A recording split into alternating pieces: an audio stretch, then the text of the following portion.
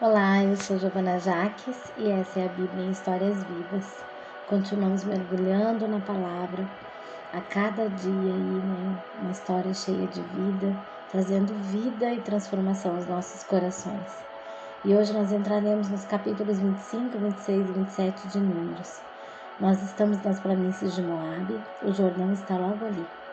A terra prometida está tão perto que quase se pode sentir o cheiro da conquista. Depois das bênçãos proféticas que ninguém conseguiu impedir, poderíamos imaginar que agora seria só avanço. Mas o coração do humano ainda precisa ser provado. Israel está acampado em Sitim, também chamada Cássias. O clima é de expectativa, mas é exatamente ali, às portas da promessa, que acontece uma das quedas mais tristes de toda a jornada. As mulheres moabitas começam a se aproximar. Não há espada, não há exército, não há uma guerra declarada, mas há convite, a festa e a sedução. Elas chamam os homens de Israel para participar dos sacrifícios de seus deuses e pouco a pouco o povo começa a se envolver. Comem das refeições sacrificiais, se curvam diante dos ídolos, se unem a Baal Peor, um culto perverso, imoral e corrompido. Aquele povo que ninguém conseguiu amaldiçoar, agora estava se contaminando por conta própria. O texto é direto. Israel se juntou a Baal Peor e a ira do Senhor se acendeu contra Israel. Às vezes o inimigo não consegue nos vencer de fora, então ele tenta nos seduzir por dentro. Deus ordena algo severo a Moisés. Os líderes envolvidos deveriam ser julgados publicamente para que a ira se apartasse. Então o juízo começa. Uma praga se espalha pelo arraial. O choro ecoa diante da tenda da congregação. E então acontece uma cena que corta o coração.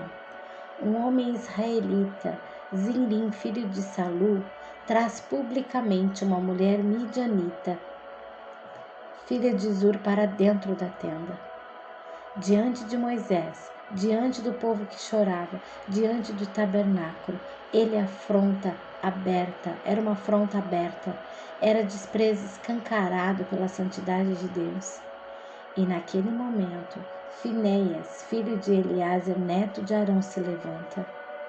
Ele não discursa, ele não faz reunião, ele não negocia. Ele pega uma lança, entra na tenda e atravessa os dois de uma só vez. E imediatamente a praga para. 24.000 pessoas morreram naquele juízo. É um texto pesado, um texto difícil, mas que revela algo essencial. Deus leva a sério a aliança. Ele não aceita que seu povo misture adoração verdadeira com idolatria. E Deus honra Finéias. Ele foi zeloso com o meu zelo, a palavra diz. E o Senhor faz com ele uma aliança de paz, um pacto de sacerdócio perpétuo para sua descendência. Zelo santo interrompeu o juízo. E o capítulo 26 começa com o silêncio depois da tempestade. Deus manda fazer um novo censo. É a segunda grande contagem. Homens de 20 anos para cima, aptos para a guerra, tribo por tribo, família por família. O número chega a 601.730 homens, sem contar os levitas. Quase o mesmo número de décadas atrás, mas agora é outra geração. E o texto faz questão de registrar algo forte. Entre aqueles, não havia nenhum dos que foram contados no Sinai, exceto Calebe e Josué. A palavra do Senhor se cumpriu. A geração que murmurou ficou pelo caminho. Os levitas são contados a parte 23.000. E Deus declara: a este se repartirá a terra por herança. É transição. É uma geração que se encerra e outra se levanta. A promessa continua. E então, no capítulo 27, surge uma história que aquece o coração no meio de tanta severidade. 5 mulheres se apresentam diante de Moisés, Eliezer e toda a congregação. Maalá, Noa, Ogla, Milca e Tirza, filhas de Zelofeade das tribos de Manassés. O pai delas morreu no deserto. Não foi rebelde como Corá, mas morreu sem deixar filhos homens. Pela tradição, a herança passava aos filhos varões. Elas não tinham irmãos. Elas poderiam ter se calado, poderiam aceitar o esquecimento, mas elas se levantam. Porque se tiraria o nome do nosso pai do nome da sua família, por não ter tido filho? Dai-nos herança entre os irmãos de nosso pai. Que coragem! Elas não pedem favor, nem pedem esmola, elas pedem a herança. Elas pedem que o nome do pai não desapareça. E Moisés leva o caso ao Senhor e Deus responde com graça. As filhas de Zelofeade falam retamente, certamente lhes dará a herança. Ali nasce uma nova lei. Se não houver filho, a herança passa para a filha. Se não houver filha, passa para os irmãos e assim por diante. Deus cuida das vulneráveis. Deus é justo. Ele não deixa ninguém fora da promessa. E então vem mais um momento profundo. O Senhor chama Moisés ao monte Abarim.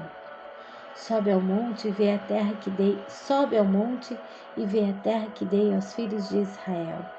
Depois disso, serás recolhido ao teu povo. Mais uma vez Meribá ecoa.